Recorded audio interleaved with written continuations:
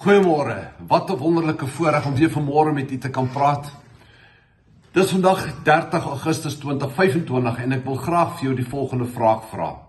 En ek praat eers met myself. Word jy en ek ook kwaad? Nou ek dink nie ek het nodig om daarop uit te brei nie, inteendeel. Wie van ons het nie al kwaad geword nie? Die vraag is, hoe hanteer ons dit? En die Bybel is baie duidelik daaroor. Daar staan in Efesiërs 4 vers 25 en 26 en 27 staan daar, word toornig en moenie sondig nie. Laat die son nie ondergaan oor julle toorn nie. Vers 27, en gee aan die duiwel geen plek nie. Jy sien, liewe mens, die eerste reaksie wat gebeur as 'n mens kwaad word, en ek veralgemeen moet my nie verkeerd verstaan nie, is, ons vat 2 minute so onbekeerde verlof, en ons skel terug, ons praat terug, ons reageer nie net nie, ons oorreageer. En dis waar die probleem inkom, want sê vers 27 dan nie juis vir ons, gee aan die duiwel geen plek nie, ek en jy is nie veronderstel om so op te tree nie en by implikasie daardeur aan die duiwel sy sin te gee.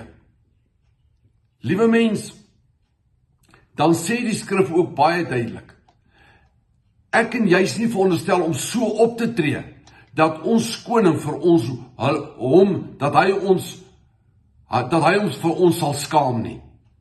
Ek en jy moet op 'n Bybelse wyse optree. Dit is dat Psalm 4 vers 5 vir ons sê, sidder en moenie sondig nie, spreek in julle hart op julle bed en wees stil. Met ander woorde, wanneer iemand jou te nakom, dan moet ons nie reageer of oorreageer in die besonder nie. Maar ons moet gaan stil word, ons moet daar op ons bed gaan lê, gaan stil word, gaan besin oor wat gebeur het. En dan moet ons die saak gaan uitsorteer, nie wanneer nie oor 'n week, oor 'n maand nie, maar voordat die son sak, moet ons daar die saak gaan uitsorteer. Ja, maar Pieter, ek is die onskuldige party in hierdie saak, regtig?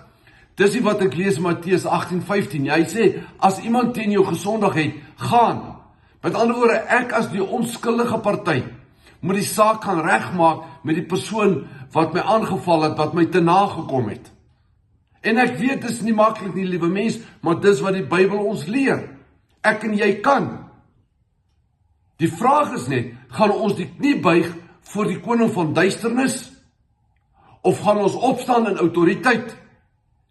En die Bybelse waarheid gaan uitleef. En dit bly 'n persoonlike keuse. Ek en jy kan, liewe mens. Soos ek reeds gesê het, dit bly net 'n persoonlike keuse. Baie dankie dat jy vandag na my geluister het. Shalom.